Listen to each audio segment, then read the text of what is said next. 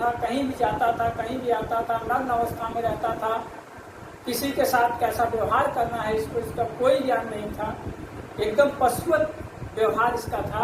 इसके अंदर बर्बरता एकदम कूट कूट करके भरी हुई थी, असभ्य था, बिल्कुल बर्बर था, पशुवत प्रवृत्ति अपनाता था, पशुओं के बीच रहता था, जंगलों झाड़ियों में रहता था, रहन सहन का कोई ज्ञान नहीं था, सभ्यता का कोई ज्ञान नहीं था, संस्कृति इसकी कुछ भी नहीं थी, बोध भाषा भी जो था वो अजीब ढंग का था।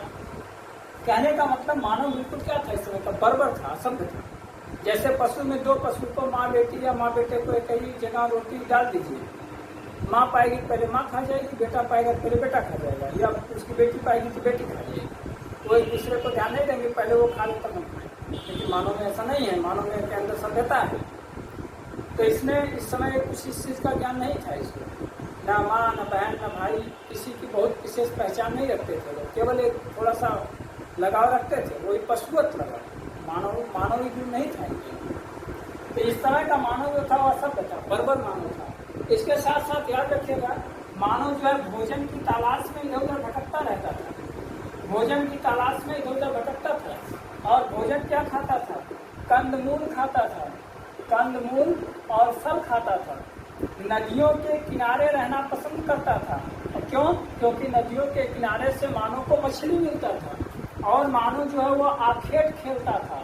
आखेट खेल कर क्या करता था, जानवरों को मारता था और जानवरों के कच्चे मांस को मानव खाया करता था। आखेट खेलता था, आखेट खेलना इसका एक मनोरंजन भी था। मानव जब आखेट खेलता था तो मानव का एक मनोरंजन था आखेट खेलना, और यही आखेट मानव खेलता था और खेल करके मनोरंजन भी करता था, और जानवरों को मार करके अपनी सुविधा की पूर्ति भी करने का काम मानव के द्वारा किया जाता था। इस तरह से अगर देखा जाए तो मानव इस समय का बिल्कुल असभ्य था, बर्बर था, कंदमूल फल खाता था, कपड़े का ज्ञान नहीं था, नदियों के किनारे रहता था, मछली पक्षी खाता था, आखेट खेलता था, जानवरों को मार कर खाता था, है ना। और इसके साथ में मानव को जो है किसी प्रकार का ना तो कपड़े का ज्ञान था, रहन सहन का ज्ञान नहीं था, ना तो इसको आदमी का ज्ञान था, ना तो कृषि का ज्ञान था, ना तो पशुपालन करता था। इस समय का मानव कुल मिला करके बिल्कुल असभ्यता से युक्त रहा। अब अगले दिन आज का सेशन यही खत्म करते हैं। अगले दिन हम लोग इसी के आगे कंटिन्यू करेंगे।